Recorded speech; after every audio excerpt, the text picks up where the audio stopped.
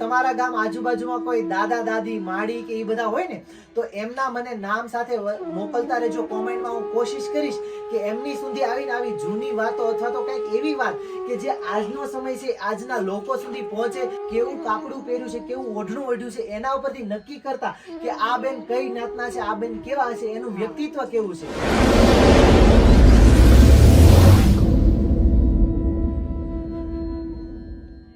જય દ્વારકાધીશ બેન. આજે આપણે ઘણા બધા, તમે મારા વિડીયો જોયા, તમને બધાને ખબર છે કે ઘણી બધી વાતો એવી છે કે જૂનવાણી છે, પણ આજની પેઢીને આપણે મળવું જોઈએ. કેમ કે આજની પેઢીને મળ્યા પછી એમ ખબર પડે કે ખરેખર અત્યારે સમય ક્યાં પહોંચ્યો છે ને આજની પેઢીને આપણી જે લોક સંસ્કૃતિ છે, આપણું લોક સાહિત્ય છે, આપણું લોક ગાયન છે, આ બધી વાતોને લઈને કેવો એનો પ્રતિભાવ છે. તો એ વાત જાણવા માટે આજે હું ખાસ હેતલબેન આહિરને ત્યાં મહેમાન થયો છું. એટલે કે જે આપણા લોક ગાય છે, ખૂબ સુંદર મજાનો ભગવાને એને અવાજ આપ્યો છે. કહેવાય ને કે ઘણી વસ્તુ એવી હોય કે જે ભગવાન એને ગિફ્ટ આપણને આપતા હોય, એમાંથી એક ઈ વસ્તુ છે હેતલબેન. ખાસ એનો અવાજ એટલો બધો મસ્ત છે અને ઘણી બધી એવી વાતો છે કે જે આજે આપણે હેતલબેન વિશે જાણવાના છીએ. તો તમે બધા છેલ્લે સુધી વિડીયો જોજો અને તમને આગળના વિડીયો કેવા લાગ્યા એ તો મને કોમેન્ટ કરજો. સાથે સાથે એ પણ કરજો કે તમારા ગામ આજુબાજુમાં કોઈ દાદા દાદી માડી કે એ બધા હોય ને તો એમના મને નામ સાથે મોકલતા રહેજો કોમેન્ટમાં. હું કોશિશ કરીશ કે એમની સુધી આવીને આવી જૂની વાતો અથવા તો કંઈક એવી વાત કે જે આજનો સમય છે આજના લોકો સુધી પહોંચે, જે આપણે ભૂલી ન જવી જોઈએ. કેમ કે ઘણી બધી જૂની વાત હોય ને એ હંમેશા આપણે યાદ રાખવી જોઈએ. કેમ કે એ આપણું મૂળ છે અને હંમેશા આપણે મૂળથી જોડાયેલું રહેવું જોઈએ. બસ વધારે લાંબી વાત ન કરતા હું હેતલબેનને ખાસ કહીશ કે પોતે એક ટ્રેડિશનલ ડ્રેસમાં છે. જ્યારે તમને ખબર છે આજનો સમય તો એટલો બધો પાવરફુલ છે ને એટલો બધો પ્રગતિ થઈ ગઈ છે કે લોકો અત્યારે મોડર્ન કપડાં પહેરે છે. તો બેન તમે કેમ આ મોડર્ન કપડાની આ આહિર પહેરવેશમાં જ આવ્યા છો? આહિર પહેરવેશમાં આપણે બસોની ભીડમાં આહિર પહેરવેશમાં નીકળીએ ને તો આપણી જગ્યા થઈ જાય, અને જો આપણે મોડર્નમાં જઈએ ને તો લોકો આપણી વાતો કરે. વાહ, એટલે કે આપણો પહેરવેશ છે ને એ જ આપણી ઓળખ છે. કોઈ પણ જાતિના લોકો હોય, કોઈ પણ ધર્મના હોય, પણ પોતાના પહેરવેશ સાથે જોડાયેલા રહે તો એક પહેરવેશ ઓળખતા. કહેતા ને કે લોકો પહેલા એવા હતા કે એક કેવું કાપડું પહેર્યું છે, કેવું ઓઢણું ઓઢ્યું છે, એના ઉપરથી નક્કી કરતા કે આ બેન કઈ જ્ઞાતના છે, આ બેન કેવા છે, એનું વ્યક્તિત્વ કેવું છે. તો પોતે તમારા વિશે વાત કરીએ તો તમે કેટલા બધા આલ્બમ સોંગ ગાય છે, ખૂબ હિટ ગયા છે. એમાંથી તમે કઈ વાત કરવા માંગશો? તમે કયા કયા ગીતો ગાયા છે જે યુટ્યુબમાં છે અને લોકો સુધી તમારી ચેનલનું નામ પણ કહેજો કે જેથી એ લોકો એમાં કોન્ટેક્ટ કરી શકે. અમારી ચેનલનું નામ અનંત આહિર પ્રોડક્શન છે. વાહ. અને મારી ઇન્સ્ટા આઈડી નું નામ હેતલ આહિર ઓફિશિયલ છે, જેમાં હું મ્યુઝિકના વિડિયોઝ મૂકું છું. બરાબર. અમે આ વર્ષ દરમિયાન 10 સોંગ બનાવ્યા છે. વાહ વાહ. આહિર ઘરે જગદીશ જન્મ લઈને આવ્યા, જે મને ખબર છે કે બહુ લોકોએ તમે ને જીતભાઈ ગાયેલું સાથે ને. હા, એ બહુ બધા લોકોનો પ્રેમ મળેલો. સાથે તમે મને ખબર છે કે સાળંગપુરમાં પણ એક ગીત બનાવ્યું, એ કયું હતું? વંદન હનુમંતા, સાળંગપુર વાળા. વાહ. અને પછી એક મોગલવાનું બનાવ્યું હતું, મોગલ મોગલ ચારે કોર સંભળાય ઘણી ખમ્મા મોગલ. વાહ. એવા બધા બનાવ્યા. અને તમે આ ગીતો તમે લખી કોણ આપે છે? મારા ફાધર. એમનું આખું નામ લોકોને જણાવો કે જે સારા ખૂબ મસ્ત મજાના ગીતો પણ લખે છે, જે એમના જ ગીતો લખેલા છે. બેન ગાય છે ને ખૂબ જોરદાર ગાય છે, પોતે સ્ટેજ પ્રોગ્રામ પણ કરે છે. અને એમનો કોન્ટેક્ટ કરવો હોય તો તમે મારા કોમેન્ટમાં જઈને પણ કરી શકો. હું એમાં એમના નંબર ને એ તો આઈડી મેન્શન કરવાનો જ છું. તો સાથે સાથે તમે એનો કોન્ટેક્ટ, તમારે કોઈને પ્રોગ્રામ હોય તો એમનો પણ કોન્ટેક્ટ કરી શકો છો. બેન તમે કંઈક ગાઈને સંભળાવો. પહેલા તો તમે તમારા પિતાશ્રીનું નામ કહી દો. મારા પપ્પાનું નામ રવજીભાઈ દયાભાઈ કાકા.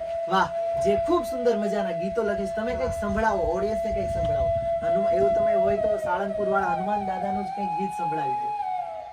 હે વંદન હનુમંતા, બહુ બળવંતા, રામ રટંતા ભગવંતા, અંજની ના જાયા ખડતલ કાયા, કેસરી નંદન કહેવાયા, લઈ મુખ મુદ્રિકા લંકા જાયા, માત સીતા કે મન ભાયા, संजीवनी लाया लखन बचाया, राम चरण में रोकाया तमे राम चरण में, रोकाया तमे राम चरण में रोकाया.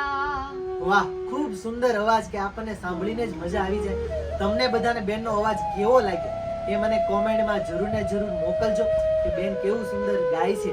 અને તમે ક્યાંથી વિડીયો જોવો એ મને ખાસ કોમેન્ટ કરજો. બેન, એક તો અત્યારનો સમય એવો થઈ ગયો છે કે ઘણા બધા લોકોને છે ને રાતોરાત સફળતા જોઈએ છે. એટલે કે રાતોરાત વાયરલ થઈ જાવ છે, રાતોરાત બધાને સફળતા મેળવી લેવી છે, રાતોરાત એમ થઈ જાય કે હું લોકો મને ઓળખવા મળે. પણ તમે સંગીત શીખો છો ને આ ઘણા બધા લોકો મને ખબર છે કે સંગીત છે ને એ બહુ ધીમી પ્રોસેસ છે, કે એમાં શીખવામાં બહુ વાર લાગે. તો તમે પોતે ત્યારે કેટલામું ભણો છો ને ક્યારથી સંગીત શીખો છો અને તમે કેટલી એની પાછળ મહેનત કરો, એ લોકો સુધી પહોંચવું જોઈએ, ખાસ વાત એ છે. પહેલા તો એ કે હું 12માં સ્ટડી કરું છું. બરાબર. 12 કોમર્સ. હા, 12 કોમર્સમાં ભણે છે. બરાબર છે. અને પછી મારે માસ્ટર ડિગ્રી કરવું છે આગળ. વાહ. મ્યુઝિકમાં જ. અરે વાહ. હું પ્રોપર 1 યર થી શીખું છું અને પેલા 2 યર બધું શીખું પણ એ ખાલી એમ જ ગયું એમ. બરાબર. એટલે કે આમ જેમ કે YouTube માં જોઈને કોઈની પાસેથી માહિતી મેળવીને YouTube માં પેલા જોઈને 2 વર્ષથી એવી રીતે શીખતા, મતલબ કોરોના ટાઈમ થી તમે શીખતા, આપણે આગળ વાત થઈ હતી એવી રીતે. પણ અત્યારે પ્રોપર તમે હાર્મોનિયમ ને આ બધી વસ્તુ 1 વર્ષ 1.5 વર્ષ જેટલું થઈ ગયું છે. હા. બરાબર છે. તો તમે આ બધી પ્રેક્ટિસ કેટલો સમય આપો છો એમાં? રિયાઝમાં તમારા રિયાઝમાં કેટલો સમય આપો છો? રિયાઝમાં ટોટલી 7-8 કલાક, કેમ કે રિયાઝ કરવાનું હોય પછી પાછું જે લખવાનું હોય marks બનાવવાનું. બરાબર. એટલે જે નવા સોંગ ગોતવાના હોય. એટલે કે અત્યારે એ 7 થી 8 કલાક એવી છે કે જે રિયાઝમાં બેન સમય આપે છે અને સાથે સાથે ભણવાનું પણ કરે છે. સાથે સાથે મેં એમના મમ્મી પાસેથી વાત સાંભળી હતી કે બહુ સારી રસોઈ પણ બનાવે છે.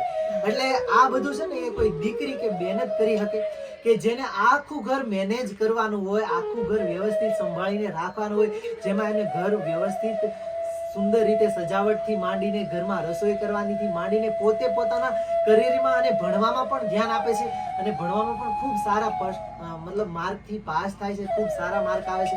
બેન, તમને કોઈ ગમતું ગીત કે જે લોકો તમારું ગીત બહુ પસંદ કરતા હોય અથવા તો તમે લોકોને કંઈ નવું ગીત સંભળાવવા માંગતા હોય, અને આપણે હમણાં વાત થઈ હતી આગળ કે મોગલમાં તો 18 વર્ષની માતા કહેવાય અને મોગલમાંનું ગીત ન ગાય તો શું વાત કહેવાય. તો એક મોગલમાંનું ગીત થઈ જાય. હે મોગલ મોગલ ચારે કોર સાંભળાય, સમર્થ ચારણ બેઠી ભગુડે આય, મોગલ વિના વાલા કે મરે જીવાય, હે મારી ભગુડા વાળી વિના કે મરે જીવાય, હે સગડા સંતાપ મોગલ સળગાવી દેજે, છોરું જાણીને માડી ખોળા માલેજે, અમિયલ નજર માડી રાખજે સદાય, અમિયલ નજર માડી રાખજે સદાય, મોગલ વિના વાલા કે મરે જીવાય, હે મારી ભગુડા વાળી વિના કે મરે જીવાય. વાહ, સુંદર મજાનો અવાજ. મોગલમાંની વાત કરીએ તો વાતું ખૂટી જાય. પણ તમે બધા ભગુડા ક્યારે આવ્યા છો કે નથી આવ્યા, અથવા તો તમે ભગુડા કેટલી વાર આવ્યા છો, ઈ પાછા મને કોમેન્ટમાં જણાવતા રહેજો. ઘણા બધા લોકો ભગુડા આવવાનું પસંદ કરતા હોય પણ ભગુડા નથી અવાતું, તો આ એમની માટે માં મોગલને યાદ કર્યા હતા. બેન, હવે એ વાત કરીએ કે તમે જે સ્ટેજ પ્રોગ્રામ કરતા હો, બરાબર, તો તમે ટ્રેડિશનલમાં જાઓ છો કે કોઈ બીજા કપડામાં જાઓ છો? લોક ડાયરો હોય તો ટ્રેડિશનલમાં જાવ છું. બરાબર. આપણે આપણી કાસ્ટનું ગમે હોય, બરાબર. મીન્સ કે લગ્ન ગીતમાં આપણી કાસ્ટનું હોય ને એમાં ટ્રેડિશનલમાં જાવ છું. બરાબર. અને લોક ડાયરામાં તો બધે જ ટ્રેડિશનલમાં જાવ છું. અરે વાહ. અને અમે જે સાઈડમાં જે લગ્ન ગીતના પ્રોગ્રામ કરીએ છીએ, અમારે કન્ટિન્યુ મેરેજની સીઝન હોય ને એટલે આખી સીઝન બુક હોય. બરાબર. વાહ વાહ, સારી વાત છે. કેમ કે હોય જ ને એમનો અવાજ એટલો બધો મસ્ત છે એટલે. વાહ. ત્યારે પેલા મીન્સ ગાઉન ટાઈપ, એટલે એમાં એવું છે કે અમે છે ને મર્યાદામાં વધારે માનીએ છીએ. વાહ. ફૂલ સ્લીવ ના પહેરીએ, કોલર વાળા, એટલે મર્યાદામાં. અને નકર અમુક લોકો એવા હોય કે જે મર્યાદામાં વસ્તુ જોડાયેલી હોય ને એનાથી મોટી કોઈ વસ્તુ જોડાયેલી નથી હોતી. જે તમારી મર્યાદા છે ને એ જ ખરેખર સ્ત્રીનું સાચું ઘરેણું છે, એવું આપણા વડીલો કહેતા હતા. તો ઘણા બધા લોકોને એવું હોય કે આ ભાઈ બહુ દોડડાયા થતા હોય, મને આવું કહેતા હોય તો કે તમે આવું બધું કેમ કરો છો, એમાંથી તમને શું ફાયદો થાય? ફાયદો તો એ થાય કે અમારા લોકો, દરેક લોકો છે ને એ વાત આરે જોડાયેલા રહે. કેમ કે આપણા બાપ દાદા હતા ને બહુ સારી વાતો મૂકીને ગયા હતા. તો એવું નથી કે આપણી જૂની, જો અત્યારે તમે એમ કોઈને કહો કે લેપટોપ નથી શીખવું, કમ્પ્યુટર નથી શીખવું, અંગ્રેજી નથી શીખવું, તો એ નહીં હાલે. એ શીખવું જ જોઈએ. અને ભગવદ ગીતામાં કૃષ્ણ ભગવાને કીધું છે કે પરિવર્તન એ સંસારનો નિયમ છે.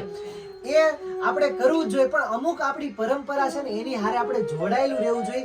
જે આપણી આવનારી પેઢી છે એને આપણે કંઈક આપીને જવું જોઈએ. તો મારા એવા પ્રયત્નો હોય છે કે જે આપણી આવનારી પેઢી, એમાં પટેલ, ભરવાડ, રબારી, મોચી, કોઈ પણ કાસ્ટ આવી ગઈ, એમના દાદા દાદી હોય ને તો એમના સુધી પણ મને પહોંચાડજો. કેમ કે ઘણી બધી એની પાસે એવી વાતો હોય જે આપણે જાણવી હોય, અને કોઈ નવું યંગ જનરેશન હોય કે નવી પેઢી પણ એની પાસે તમને ઘણી બધી વાત જાણવા મળતી હોય. જેમ બેન ખૂબ સારા ગાયક છે, તો આવી બધી વાતો છે એ તમે મને કોમેન્ટમાં લખીને મોકલતા રહેજો, અને તમારો બધાનો મને ખૂબ પ્રેમ મળતો રહેશે. એટલા માટે તમારો બધાનો ખૂબ ખૂબ આભાર. બેન, તમારે હારે ખૂબ મજા આવી અને તમે ખૂબ મજાનું ગાયું.